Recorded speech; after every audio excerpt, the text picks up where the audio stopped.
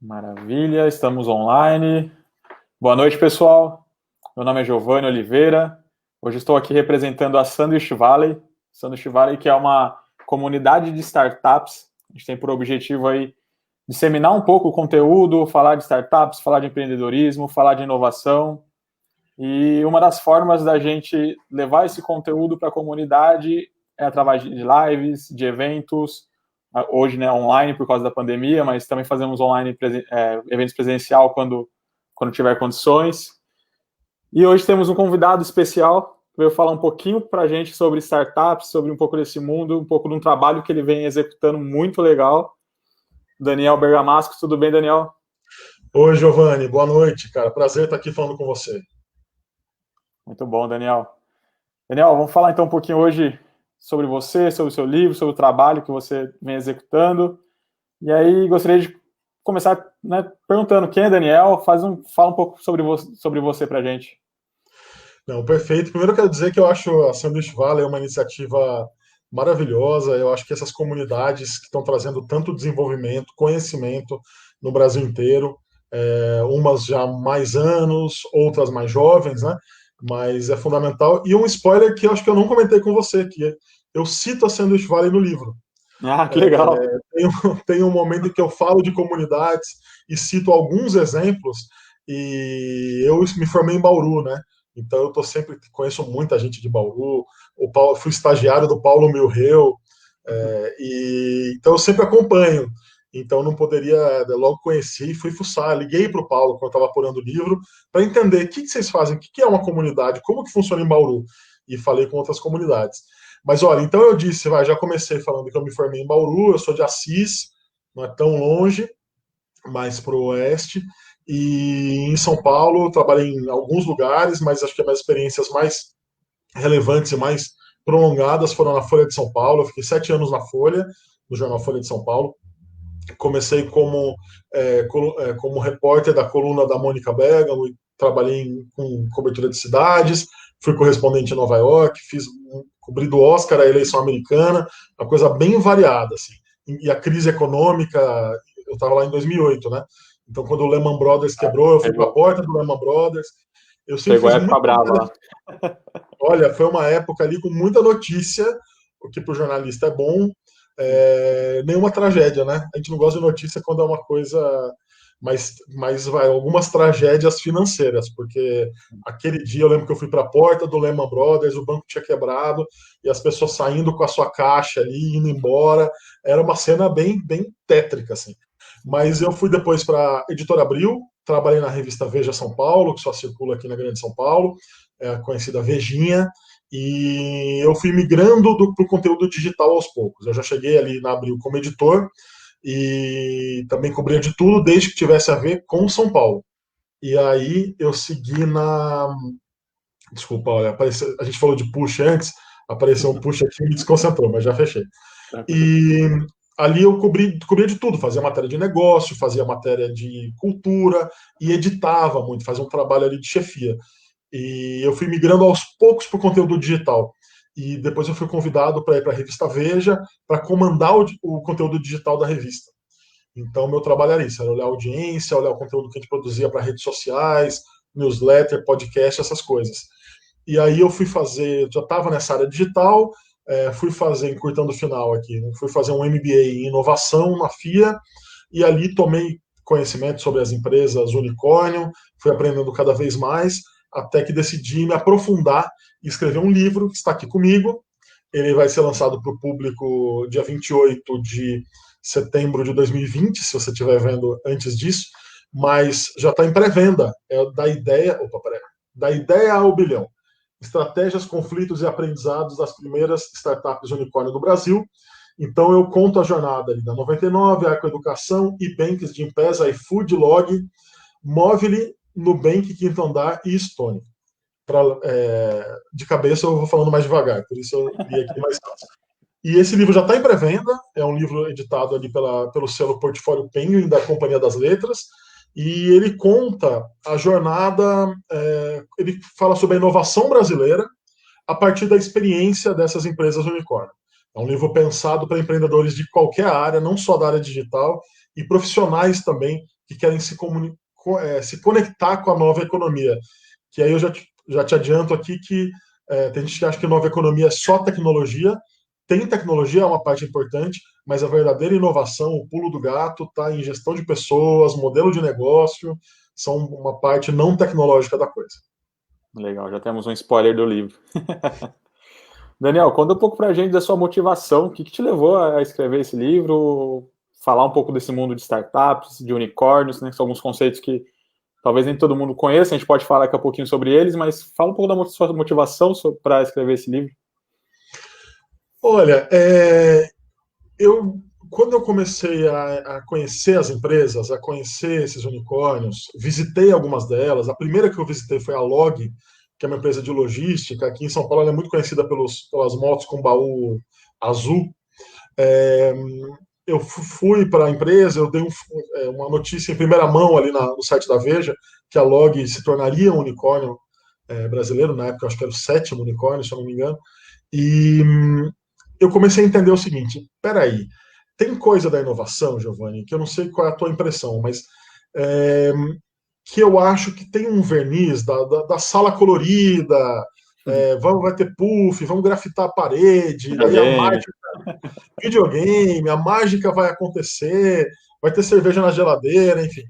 Tem esse estilo, e eu falava assim, tá, interessante. Eu lembro que eu fiz uma empresa, quando o Google fez um escritório grande em São Paulo, eu fiz ali por dentro do escritório do Google, uma matéria que deu bastante repercussão, as pessoas queriam entender, às vezes copiar, mas eu começava a perceber, eu já estava nessa área de conteúdo digital, eu começava a perceber que as pessoas estavam copiando o verniz, que estava sendo, as empresas tradicionais queriam copiar a carcaça, o grafite na parede, o patinete e tal, os termos em inglês, e às vezes isso é uma coisa até que afasta outras pessoas. Tem empreendedores que falam, isso aqui não é para mim. Isso aqui é para o cara de cabelo verde, que está lá fazendo algo super diferente. E aí a minha motivação foi tentar explicar. Não, foi quando eu percebi que essa é uma parte curiosa das empresas, e tem muita curiosidade. No livro eu conto um monte. Assim, tem empresa que tem open bar de paçoquinha, tem, tem práticas ali interessantes, vestiário com chuveiro em forma de Darth Vader. Tem isso nas empresas, mas a essência, entendeu? O que faz uma empresa em poucos anos ter crescido tanto é outra.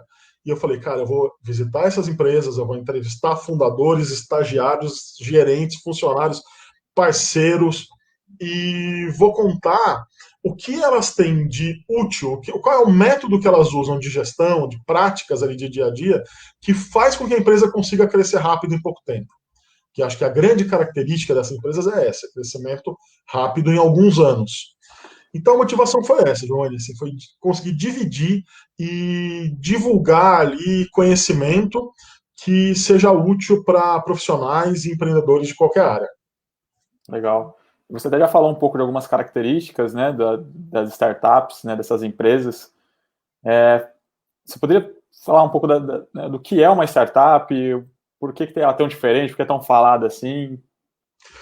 Olha, o conceito de startup tem alguns conceitos ali, acho que é uma coisa ainda em aprimoramento, né? Mas, em linhas gerais, eu posso dizer o seguinte: startup é uma jovem empresa, uma empresa iniciante, que se propõe a resolver um ou mais problemas de uma forma repetível e escalável. Por que repetível? Por meio da tecnologia, em geral, ela vai encontrar um caminho em que ela vai fazer isso muitas vezes, em grande escala, conforme ela for crescendo, e assim ela vai se tornar um negócio cada vez maior. E escalável é isso, porque é sustentável que ela ganhe escala, né? Então esse é o conceito de startup. E o unicórnio é a startup que atinge um valor de mercado de pelo menos $1 bilhão.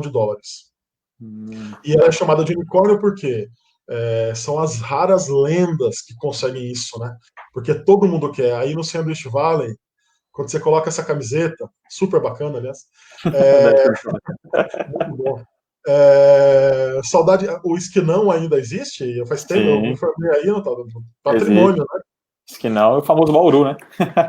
O original. Outro dia, a padaria Torre de Belém, né? Foi demolida, o prédio que era, não sei se há muito tempo já não existia, mas para mim era Aí um eu já não marco, vou lembrar. você é mais jovem. Mas olha, cara, o unicórnio recebeu esse apelido no Vale do Silício.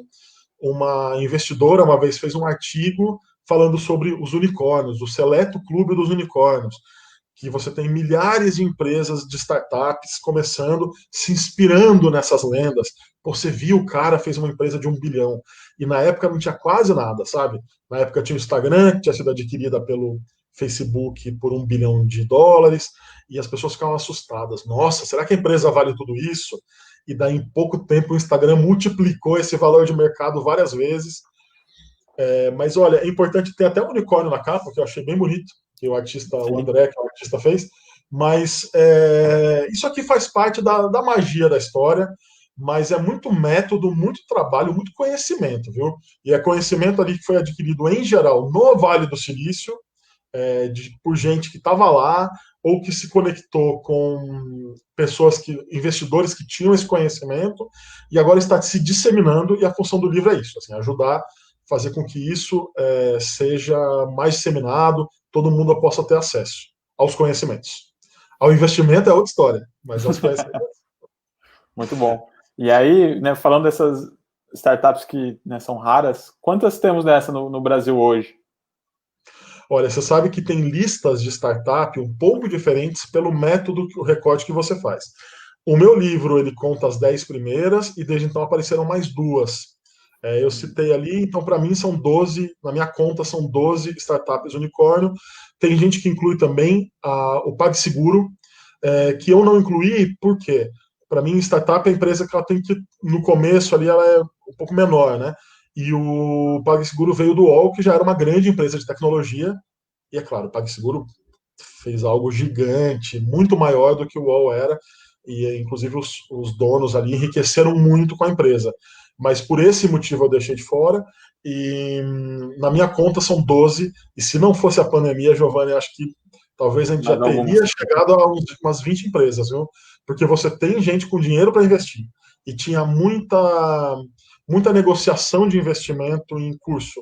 E aí, como é que acontece o valor de mercado de US$ 1 bilhão, né? Ou a empresa abre, faz um IPO, né? Abre capital na bolsa, e aí, pelo valor da ação, é muito fácil calcular. Então, a Sim, Stone, que está aqui, por exemplo, vale cerca de US$ 15 bilhões. Ela está na Nasdaq, então não precisa nem ter o trabalho de converter, já é em dólar, né? Pelos sim. papéis da Stone, você vê o quanto ela vale. Então, a unicórnio vezes 15.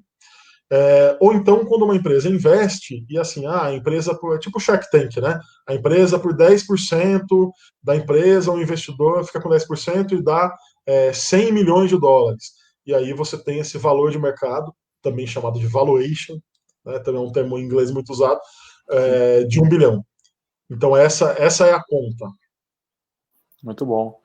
E aí, Daniel, você comentou um pouco, né, dessas diferenças, né, do que realmente eles têm, né? Fora o videogame, o prédio bonito e tudo mais. Você começou a comentar sobre, né, as características mesmo, os tipos de investimento e como essas empresas trabalham, os processos que possivelmente são diferenciados. E aí eu peguei 3 startups aqui, que inclusive estão no seu livro, e a gente queria conversar um pouquinho sobre elas, porque as 3 atuam em mercados bem tradicionais e elas conseguiram né, um destaque nesse mercado e não por menos viraram unicórnios, né, estão valendo mais de 1 bilhão. E aí eu queria saber um pouquinho da sua opinião. Por exemplo, a gente poderia começar falando sobre a 99, né? Ela foi uma das startups que conseguiu, né, chegar no bilhão ali, hoje foi a primeira unicórnio, se não me engano. Primeiro unicórnio, sim. E competiu, né, com grandes empresas como Uber, que também são outros unicórnios americanos e que são globais. Como que ela se destaca assim, nesse mercado que já era também tradicional, vamos dizer assim, e ela conseguiu destacar? Na sua opinião, o que traz essa diferença para a 99? Excelente pergunta, porque sabe que a própria Uber não acreditava que a 99 fosse ter espaço. Eles achavam que ganhariam o mercado todo aqui. E não foi o que aconteceu. Olha, a 99, para chegar onde ela chegou, ela teve que vencer a guerra ali com muitas startups semelhantes. Não é um modelo de negócio inovador. Tem empresas aqui que têm modelos de negócio que elas criaram e foram pioneiras. A gente pode falar disso depois, como o Quinto Andar. Mas a 99 não, o aplicativo de táxi é algo que você tinha em outros lugares. E eles fizeram um chamado, fizeram uma versão brasileira, digamos assim. Cara, a execução realmente é a palavra-chave, porque é uma soma de fatores, de acertos, que fez com que a empresa se destacasse. Desde a marca, desde assim, em algum momento eles contratam hexagonais para fazer uma campanha, e essa campanha com um valor ali abaixo do que costuma ser investido para uma campanha nacional. Deu muito certo, a campanha foi bem recebida, mas até assim, teve um momento que foi um pulo do gato, que eles, com investidores, resolveram bancar durante alguns meses, acho que 2 meses, se eu não me engano, bancar ali, subsidiar o consumo. Então, deram um desconto de 30% que saía do bolso da empresa. Caraca. E isso é um negócio assim, é queima de dinheiro escala florestal, assim, tipo, era muito Sim. dinheiro queimado. Só que o que é isso? É investimento na aquisição de cliente. Se os clientes tivessem ido embora no final, beleza, peguei meu desconto. Lembra quando era. Você tem quantos anos, Giovanni? Você é muito jovem. 26. 26. Você não vai lembrar da época dos cupons, como chamava as empresas de cupom? Peixe urbano, compras coletivas. Não, lembro, Né? lembro. Na época de compras coletivas, a pessoa ia lá e era uma noite nada mais com aquele bar, né? O cara ia lá, Sim. pegava o desconto na porção de bolinho de queijo e não usava mais, não tinha recorrência. E recorrência é a palavra-chave dessas empresas. E eles fizeram essa aposta, foi uma aposta. E deu muito certo, teve recorrência. Agora, eles começaram ali com a rede, com a capilaridade, com a rede de táxis, né? E conseguiram oferecer também o 99 Pop, que é o equivalente ao Uber X, e que tem também um espaço ali. Então, acho que é uma soma de coisas, e daí tem um momento chave, que assim, é a decisão dos fundadores, do Paulo Veras e da equipe, de procurar um investidor chinês, que é a Didi Chuxing, que acabou comprando a empresa toda, mas para se associar aqui. Eles tiveram know-how vindo da empresa, dinheiro, gente. Então era assim, se associaram a um gigante chinês com muito conhecimento para ter uma briga de gigantes. Então essa foi. Então eu falei alguns fatores porque eu acho que realmente você não enxerga um só, São mas vários. são vários acertos, cara. Vários e a combinação entre eles, né? Dentro A desse combinação entre eles. mercado que possivelmente não era lá um mercado muito agradável ao consumidor, né? Eles conseguiram trazer algo bom, né? Algo realmente É algo bom. E tem competitivo assim, e diferente para os consumidores. parte dos clientes não gosta de andar de 99 Pop, não gosta de andar de Uber, gosta de andar de táxi. E eles tinham os taxistas, né? Sim. Prefere, assim, aquela coisa com licença, profissional. Então, boa parte ali. Então, eles também pegam esse mercado. Acho que tem realmente essa construção. E, como você disse, uma coisa conversando com a outra. Aí em São Paulo tem a questão dos corredores também, né? Que o taxista pode usar e acelera o Perfeito. trânsito. Muito bom, muito bom. E aí, Daniel, agora vou falar acho que de uma queridinha de todos, né? Nubank. Eu acho que foi a primeira decacorn, inclusive, brasileira. Não sei se foi a primeira, mas né, hoje o pessoal é Considerada a conhecido primeira. como a decacorn, né? Que vale 10 bilhões de dólares, né? Conseguiu chegar nesse valor.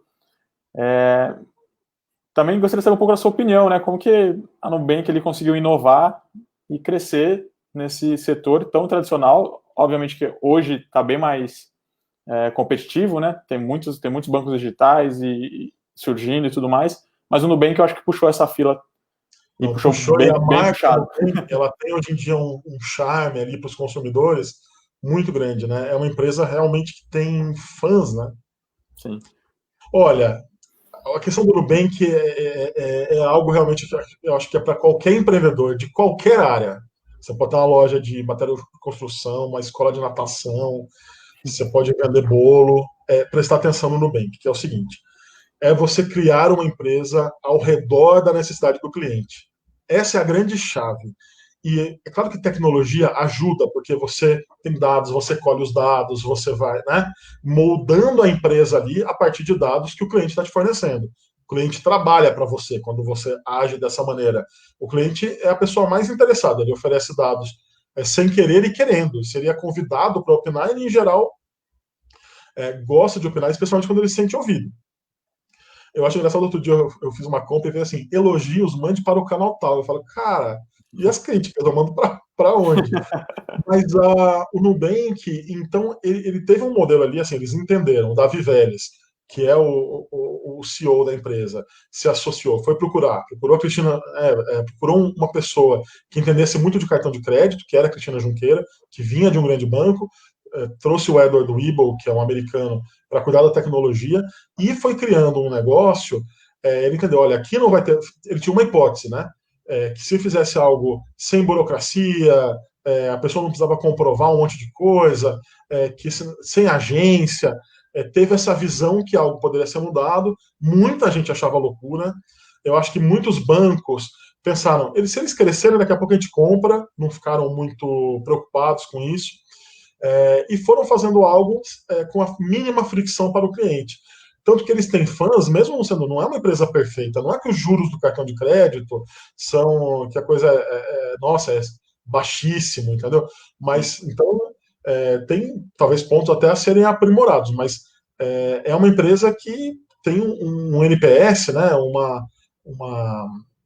para usar genericamente ali, né, uma resposta do consumidor muito positiva. As pessoas querem trabalhar no Nubank, quem trabalha lá, em geral, está bastante satisfeito. Eu fiz, Giovanni, muitas entrevistas em off, antes de começar a entrevistar as pessoas. Para meio pegar a real da empresa, para me preparar para as entrevistas, para me preparar para uma entrevista com o fundador.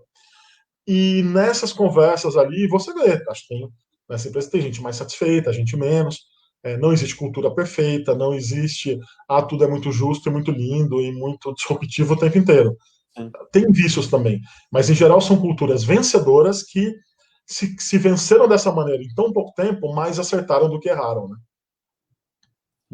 né? E vai se criando ao pouco, né? Uma empresa que cresce dessa forma exponencial, né? Até vamos voltar ali que a gente comentou no começo do conceito do exponencial, da escala, onde a empresa vai crescendo, crescendo, crescendo muito, se ela não tiver uma cultura bem enraizada e que, né, promova um ambiente legal, que as pessoas realmente gostem, não consegue sustentar, né? Então, acho que faz parte desse trabalho deles realmente criar uma cultura legal, criar um ambiente, né? E a gestão de pessoas e tudo mais para que não só o cliente seja satisfeito, mas também quem trabalha para que o cliente seja satisfeito também seja satisfeito dentro de casa, né?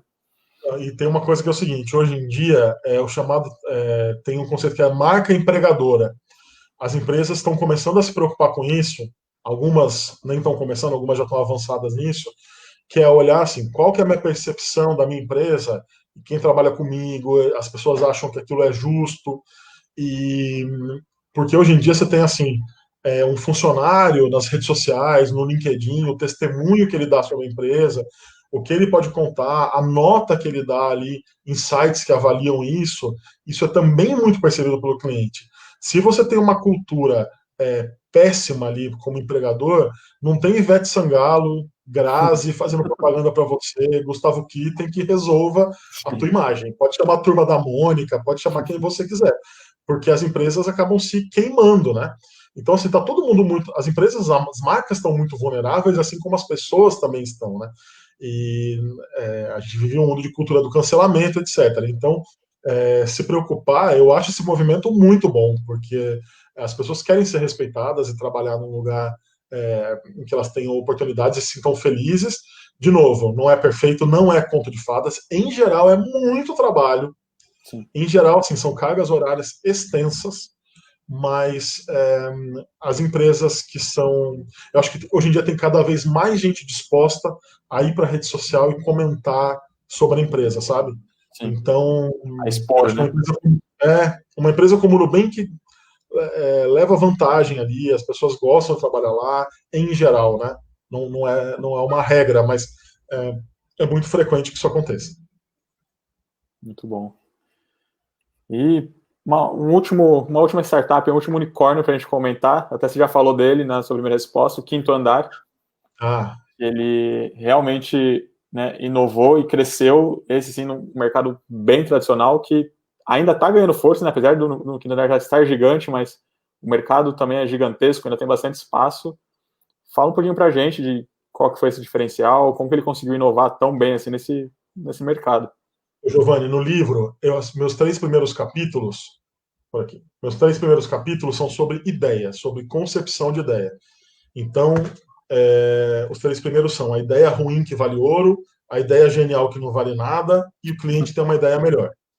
A ideia ruim que vale ouro é o quinto andar, porque quando os fundadores, o Gabriel e o André, voltaram para o Brasil, da Universidade de Stanford, com a ideia de fazer uma imobiliária que não tinha fundador, que não exigiria fundador, fiador, estou com a palavra fundador na cabeça, que não exigiria fiador nos contratos, e os contratos seriam online, as pessoas, o que eles mais ouviam era, não, essa ideia é idiota, porque se fosse possível, alguém já teria feito. E aí o que a gente lembra no livro é assim, Uber, 10 anos atrás, parece uma péssima ideia, mais 10 anos, né, no caso, parece uma péssima ideia, porque você vai entrar no carro de um estranho, aceitar um copo d'água, aceitar uma balinha. Airbnb, que você hospeda a gente estaria na tua casa, parece uma péssima ideia, e todos foram tidos como péssimas ideias. E aí você aprende que não existe ideia ruim, existe ideia não validada, né? E existe, além do conceito do que eu estou falando, tem técnica e método.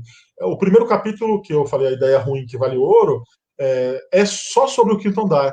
E mostra ali como eles construíram a empresa, o conceito da empresa, o modelo de negócio, a partir de técnica de design thinking. Então, tem nome, tem técnica, tem jeito de fazer.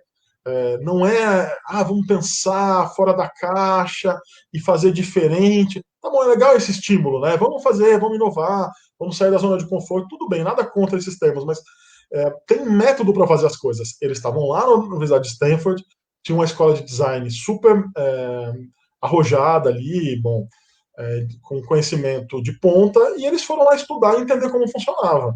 E aí, num fundador, eu consegui um estágio de verão no Airbnb, que tem um modelo com algumas semelhanças com o quinto andar. E o quinto andar foi assim, eles foram usar assim, o método do design thinking. Né? O que é design thinking? É tipo você pensar na jornada do cliente. Você vai construir o teu modelo ali a partir da experiência do cliente, explicando de uma maneira muito grosseira, muito geral. E aí eles foram para uma sala, reservaram uma sala na universidade e colocaram assim, o que enche o saco no Brasil? E começaram a pensar em problemas brasileiros. Problemas para a gente resolver. O que a gente pode... Em algum momento apareceu, no brainstorm deles, apareceu alugar um imóvel. É chato, você entra, tem que marcar o horário com o corretor, o cara não tá, eu não posso mandar o WhatsApp de madrugada, e depois o cartório é muito chato, fiador é uma dor de cabeça ali, ou cheque calção, ou seguro fiança, os 3 têm desvantagens. Pô, será que dá para fazer? E será que se eu não tiver tantos custos ali envolvidos com outras coisas, eu também consigo abrir mão e digamos assim, incorporar o próprio seguro e garantir o aluguel em dia também para quem está alugando o imóvel, que assim, mesmo se quem pagar atrasar para ele, não vai atrasar. E eles foram com esse modelo e aí esculpindo o negócio também a partir da opinião dos clientes, tudo com as técnicas de design thinking. Significa que eles voltaram para o Brasil e foi uma mágica. Todo mundo falou, pô, imóvel sem fiador é para já, vou investir em você. Não. Eles conseguiram alguns investidores anjos, sim, que no começo toparam a ideia. Eu no livro trago algo com exclusividade, que é o pitch deck do quinto andar, é o PowerPoint que eles usaram para convencer o pessoal a entregar dinheiro. Que legal. E eu mostro aqui, eu vou mostrar rápido, né? Que spoiler de livro na internet a gente não deve. Mas olha, eu trago aqui num capítulo, então estão aqui os fundadores, e aí depois tem um link aqui para tem um QR Code com um link em que tem o pitch deck inteirinho traduzido em português. Mas eles conseguiram fazer essa captação inicial, só que eles voltaram para o Brasil, foram anos tentando. Várias experiências de quase morte ali, a empresa quase acabou. Deu muito errado no começo. As pessoas não acreditaram que isso era uma boa ideia. Então você vê, né? Tem gente que fala, pô, por que eu não pensei no quinto andar? Cara, olha, eles pensaram e não foi fácil, assim. Realmente você mudar uma cultura das pessoas, né? Você mudar a forma como mudar a cultura das pessoas, né? É mudar a forma como você enxerga aquele mercado, o meio que você vai buscar essa informação. Eles mudaram basicamente tudo, né? Dentro do mercado ali, da experiência do cliente no dia a dia. Mudaram, e aí quando alguém quer concorrer, muitas vezes já é tarde demais. Não quer dizer que o quinto andar não possa ser vencido, não é que é invencível nada disso, mas eles realmente ficaram muito grandes e se tornaram um sinônimo ali de um tipo de aluguel de imóvel, né? Eu acho que hoje em dia, assim, fiador se tornou uma coisa, quem não tem fiador, ou quem não quer ficar enchendo o patrão, o sogro, o tio, é, tem essa opção, né? Sim, com certeza. Muito bom. São 3 empresas aí, referências para nós, né? As 3 estão, né, acho bem detalhadas no livro também. Quem... Qual que é a sua predileta, Giovanni? Vou inverter aqui a ordem. Dessas 10 que eu citei, qual empresa você mais admira? Eu sou meio suspeito, mas eu sou cliente do Nubank há muito tempo. Eu gosto muito deles. Eu diria o Nubank. Acho que a que eu mais admiro das 10 seria o Nubank hoje. Não sei se vai mudar daqui a um tempo, mas hoje, com certeza. Eles fizeram esse trabalho deles de convencimento, de apaixonar pela marca e tudo mais, eles fizeram muito bem comigo. Muito bom. Ô, Daniel, eu queria saber um pouquinho de você também, e aí, se possível, né, sem dar muito spoiler do livro, mas se quiser também dar alguns spoilers, tudo bem. Dessas 10 unicórnios que você mapeou e que você foi conhecer, foi entender um pouco mais da história deles, quais são as principais características ali que você viu em comum nessas 10 startups? Olha, excelente pergunta, porque eu tentei responder isso ao longo do livro todo. É, eu acho que tem algumas coisas. Uma delas é na contratação de um cuidado extremo na contratação né, na contratação. Então, um contato extremo com gente. Trazer pessoas que têm que tem um alinhamento com a cultura da empresa e tem um ponto comum no alinhamento. Né? A cultura do Nubank não é a mesma cultura da Stone, mas cada uma tem o seu jeito. Mas, no geral, ali, pessoas preparadas, inteligentes para tomar decisão, para ter autonomia, em geral, assim, autonomia acima da média do nível de autonomia das outras empresas, e para entender que a mudança vai acontecer toda hora. Eu te falei que eu entrevistei algumas pessoas em off, eu entrevistei um ex-funcionário da 99 que tinha odiado trabalhar na empresa. E ele falou assim, era toda hora, vamos para cá, não, agora muda um pouquinho para cá, agora muda um pouquinho para lá. Só que essa é uma característica dessas empresas que crescem rápido. Ela não pode falar assim, será que eu devo fazer mesmo? Será que eu vou... E aí ela tem método para crescer sem ser uma coisa, não é um salto no precipício, entendeu? Ela tem método para errar. Tem uma figura de linguagem da Móvel que é interessante, que é o jet ski e o transatlântico. Eles usam essas duas figuras para exemplificar o que é o erro controlado, o que é o erro que vai voltar em seu benefício. E aí eles falam o seguinte: nós temos aqui na Móvel, a Móvel tem uma participação majoritária no iFood e tem o Play Kids, que quem tem criança em geral conhece, o Simpla, que é de ingresso online e tal. Eles têm essas empresas que são as empresonas. Elas não mudam de caminho de uma hora para outra, elas são os transatlânticos, elas vão devagar. E aí você tem as pequenas empresas ou os projetos dentro das empresas grandes que são os jet skis. E o que é jet ski? Olha para um jet ski. Você vai ali, ele é mais ágil, ele é mais rápido, você faz uma mudança de curso ali. Se ele tomba, você levanta, acerta o jet ski, né? Segue em frente. E o transatlântico não dá para você fazer isso que você vai afundar. Sim. E eu acho essa figura de linguagem que eles usam, ela libertadora para empresa grande. Porque as empresas grandes, às vezes, são convocadas ali até o mesmo nível de agilidade de uma startup ou algo assim. Cara, se você consegue separar, assim, não é à toa que as empresas têm resistência à inovação. E eu não falo isso para a gente ser condescendente com as empresas, mas para que elas aprendam e falam assim, tá, por que eu estou resistindo a inovar? Pô, porque eu tenho uma grana que chega desse lugar aqui e eu não posso do dia para a noite abrir mão de tudo para virar um aventureiro. Mas você pode ir testando coisas, liberando os jet skis para ver se ele bate no iceberg lá na frente, ou se o caminho é seguro e está livre, e aí você vai. Então, uma característica comum para falar, né? Eu acho que a agilidade, no modo para ser bem genérico, mas ali dentro da agilidade, se preparar para isso, ter pessoas com o perfil de mudar toda hora a rota, de pilotar o jet ski ali, que não é para todo mundo. Tem profissionais brilhantes, excelentes, maravilhosos, que querem seguir numa trilha já mais pavimentada. E isso não é necessariamente um problema, mas dentro das áreas de inovação ou numa empresa como essa, em geral é o perfil que eles buscam. E aí você tem autonomia também para que essa inovação aconteça em vários detalhes da empresa. As empresas são menos hierarquizadas. Não é só que vou numa empresa dessa e os CEOs em geral estão de camiseta e raramente estão de camisa. Eles estão no meio de todo mundo. Das 10 empresas que eu visitei, só uma o CEO tinha uma sala. O resto é no meio da galera, entendeu? No meio de todo mundo. Tem diálogo. O Fabien, que é o CEO da Log, na terça-feira de manhã, ele tem reservado. Terça-feira de manhã, as pessoas sabem que ele vai estar num café com o notebook dele, trabalhando, e quem quiser ir lá falar com ele para dar uma ideia, algo assim, vai sentar lá e vai conversar. Funciona sempre. Todo mundo tem... Né? Oi? Ele se torna acessível, um executivo acessível. Na média, assim, esses executivos são muito mais acessíveis do que outros empresários que eu já conheci fazendo reportagem ou por outros motivos, mas dá certo sempre, todo mundo é acessível, todo mundo é gentil, todo mundo...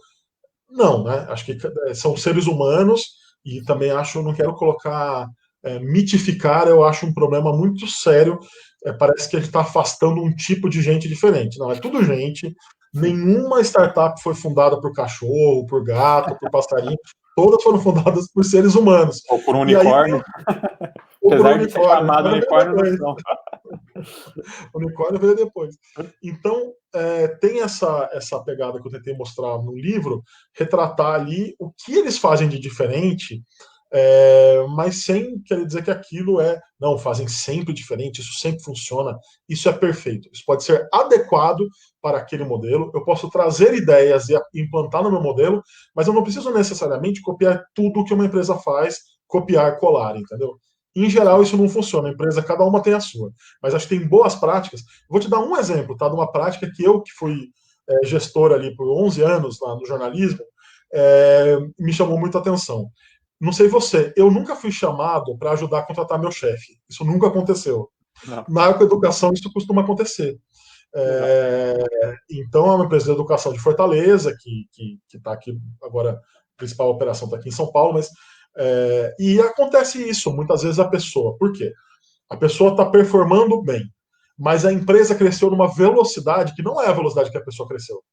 E a pessoa estava ali, a pessoa cuidava da área X ali, sei lá, inteligência artificial, no começo. E ela cresceu aquilo, ajudou a empresa a crescer e tal. Mas chega um momento em que eu preciso trazer alguém mais parrudo daquela área, acostumado a uma grande empresa. Não é que para essas empresas, grande empresa é ofensa. Em algum momento ela vai se tornar grande e ela vai precisar de gente que sabe ser grande. Sim. Porque ela aprendeu a ser ágil, a ser rápida. Tem novas. Começa a doer outros cotovelos ali conforme você vai crescendo e você vai se tornando grande. Então, para você dar o salto, às vezes o cara. E não quer dizer que o cara que não foi. Vamos falar assim, o cara é um analista, ele virou gerente. Agora eu preciso de um VP, tipo, 5 degraus acima. Às vezes acontece da pessoa começar ali no comecinho e ter esse cargo grande, ser um dos grandes líderes da empresa. Mas também pode não acontecer. Pode ser que ela não esteja preparada para ser VP ainda, nem diretor, mas ela vai virar um gerente sênior, por exemplo, e ela vai continuar crescendo. Isso pode acontecer também. Eu achei um pouco contraintuitivo e fiquei um pouco chocado quando o Arid Sá, que é o CEO da empresa, me falou isso. Eu falei, não, mas contratar o chefe, você vai chamar a pessoa para dar opinião, não quer dizer que a decisão é dela, mas de ajudar a pensar. Mas olha o envolvimento que você tem com uma pessoa que também, muitas vezes, está crescendo na empresa, ela não deixa de crescer. Em geral, o crescimento é mais rápido, não quer dizer que é fulminante, as pessoas têm essa ilusão também, né?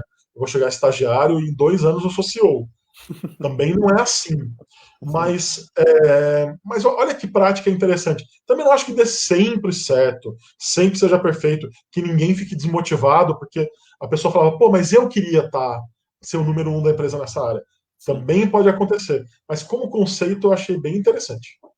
Não, é diferente, né? De repente você tem um mentor, uma pessoa que você admira, uma possibilidade é você indicar essa pessoa e essa pessoa poder virar seu líder, né? E aí, se ela mais próxima, como você disse, né? Tem a questão da motivação e tudo mais, mas tem a questão de oportunidade mesmo. De repente você trazer uma pessoa que, poxa, eu admiro muito esse profissional e se ele fosse meu chefe eu ia gostar muito, né? Se fosse meu líder. Poxa, Giovanni, ótimo, né? Vou trazer ele para dentro. Quem tem a sua cabeça vai achar isso legal. É isso, assim, pessoas nesse perfil que costumam achar isso interessante e gostar de trabalhar numa empresa assim. Sim. Muita gente vê diferente. E eu entendo, acho que cada um tem a sua visão, né? É, E não tem aí certo e essa errado. pessoa. Não tem certo e errado.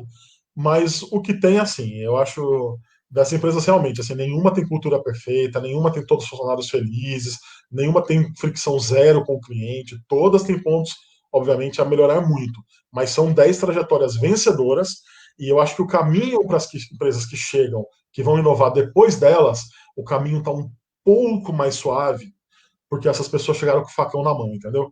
Porque essas empresas foram na frente, tombaram, se machucaram, bateram a cabeça, e aí quem vem atrás já encontra um caminho com algumas experiências que podem ser incorporadas. Já fizeram o caminho de terra na grama ali, né? Já tem Já tem um mapeado caminho ali de o. terra. Maravilha.